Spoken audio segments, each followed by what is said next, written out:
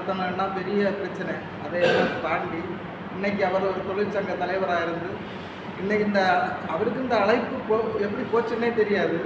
அவர் வந்திருக்காரு. அது மாதிரி 4-5 பேருக்கு தான் நாங்கள் தகவல்களாக கொடுத்தோம். ஆனால் அவரோட சிநேகம் உள்ள ஆட்கள் தான் இங்கே வந்திருக்குது.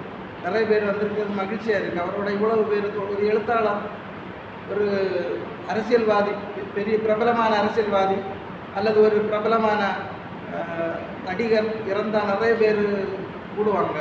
ஆனால் நம்ம போல் இந்த அமைப்புகளில், சின்ன சின்ன அமைப்புகளில் எழுதக்கூடிய எழுத்தாளருக்கு ஒரு நினைவஞ்சலி கூட்டம் நடத்துவது என்பது அருமையான ஒரு நிகழ்ச்சி. ஏன்னா அவருக்கு நினைவஞ்சலி யாரும் சாக வேதனைப்பட்டார். அங்கே அன்னைக்கு அந்த கூட்டத்தில் இறப்பு நிகழ்ச்சியில் கூட, அந்த அடக்க நிகழ்ச்சியில் கலந்து கொள்வதற்கு ஆட்கள் குறைவாக இருந்தாங்க அப்படின்னு. அப்போது இந்த நிகழ்ச்சி நம்ம நடத்துவது நமக்கு சந்தோஷமான விஷயம்.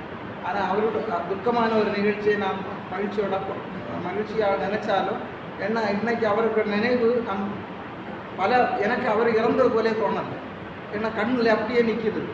அவர் இலக்கிய வட்டம் அடிக்கடி எழுந்து விழும், இன்னும் கொஞ்சம் பேர் வருவாங்க, கூடுவாங்க, பேசுவாங்க, தீவிர இலக்கியம் பேசுவாங்க. குமாரசெல்வா எல்லா கூட்டங்கள்லையும் தீவிரமாக பேசுவார். இப்போ இவர் பிடிக்காமல் சில ஆட்கள் போவாங்க, இனி அவர் கூட்டத்தில் வரமாட்டேன் இப்படி சொன்ன ஆட்கள் உண்டு. ஆனால் பிறகு வந்துடுவாங்க அவங்க. இப்படி இந்த இலக்கிய நிகழ்வுகள் சுவாரஸ்யமாக போய்கிட்டே இருக்கும். அப்போ ஜனரஞ்சக எழுத்தாளராக இவர் படலிமர நாவல் வெளியீட்டு விழா நடக்குது புலித்துறையில்.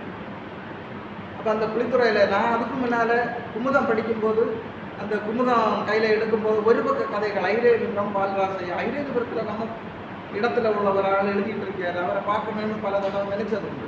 ஆனால் அன்னைக்கு அந்த புலித்துறையில் வச்சு பார்த்து அந்த வடலிமர நாவலை படித்து இப்படி அவரோட தொடர்பு கொண்டு அப்படி இருந்த சமயத்தில் அது நிறைய வருஷங்கள் கடந்து போச்சு. பிறகு 2018 வாக்கில் இலக்கிய வட்டத்தை நம்ம புனரமைக்கணும், இலக்கிய வட்டத்தில் இன்னும் நிறைய பேரை சேர்த்து நம்ம நடத்தணும்னு அவரே வந்து பல கட்ட பேச்சுவார்த்தைகளை நடத்தி, அவர் துணை செயலராக இருக்கலாம்னு சொல்லி அவரை தேர்ந்தெடுத்து அந்த இலக்கிய வட்டத்தை தொடர்ந்து நடத்திக்கிட்டு இருந்த சமயத்தில் 2019 முடிவு வாக்கில் கொரோனா வருது. அந்த காலகட்டத்தில் இருந்து அந்த அமைப்பு கூட்டங்களை நடத்த முடியாமல் நின்று போச்சு. அதுக்கு பிறகு அவர் அடிக்கடி தொடர்பு கொண்டு ஃபோன் பண்ணி நமக்கு நடத்தணும்னு பல தடவை கேட்டது உண்டு. பிறகு அதே மாதிரி அவருக்கு அந்த புத்தகங்கள் வெளியிட பற்றி எல்லாம் பேசுவார். அடிக்கடி ஃபோன் பண்ணி நிறைய நண்பர்கள்ட்ட, லாசர்கிட்ட கேட்டாங்க, சொல்கிறார், மணிக்கூர் கணக்கில் என்கிட்ட பேசிக்கிட்டே இருப்பார். ஃபோன் பண்ணி இலக்கியம் பற்றி, அவருக்கு எழுத்தை பற்றி. அதனால் அவர் சொல்லார், அவர் இன்னைக்கு வரலான்னு சொன்னார்.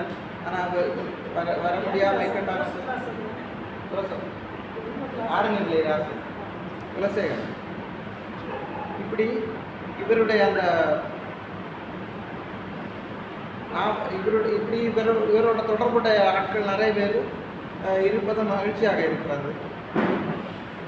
அதே போல் அவருடைய அந்த நாவல்கள் வடலிமரம் மட்டும்தான் புஸ்தகமாக வந்திருக்கிறத நான் பார்த்தேன். இந்த புஸ்தகம் பனையோலைகள் எனக்கு கிடைக்கல அது.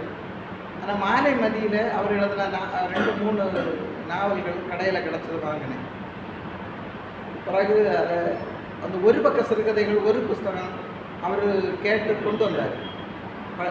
நான் வேலை பார்க்கக்கூடிய அலுவலகத்திலே கொண்டு தந்தார். இந்த வழியாக போகும்போது நான் தாரேன் அப்படின்னு சொல்லி தந்தார். பிறகு அதே போல் அந்த என்னுடைய இப்போ நம்ம படைப்புகளை எல்லாம் இந்த இலக்கிய ஆன்லைனில் வெளியிடலாம் அப்படின்னு சொல்லி கிண்டலில் புஸ்தகத்தை வெளியிட்டு போவேன் கேட்டார். வெறும் குறைவாதான் தொகையாகும் அப்படின்னு. அப்போ நான் பிறகு சொல்கிறேன், அதை நான் பிறகு என்னுடைய புத்தகங்களை நீங்கள் போடணும் அப்படின்னு சொல்லி பேசிக்கிட்டு இருந்த சமயத்தில் தான் அவருடைய இறப்பு வந்திருக்கும். அவருடைய இறப்பு நம்முடைய இந்த எல்லாருக்குமே நமக்கு துக்ககரமான ஒரு நிகழ்ச்சி. இன்னும் அவர் இருந்திருந்தால் நிறைய எழுதியிருப்பார் என்று நாம் நினைக்கிறோம். அவருடைய இறப்பை நாம் நினைவு கூர்ந்து அவருக்கு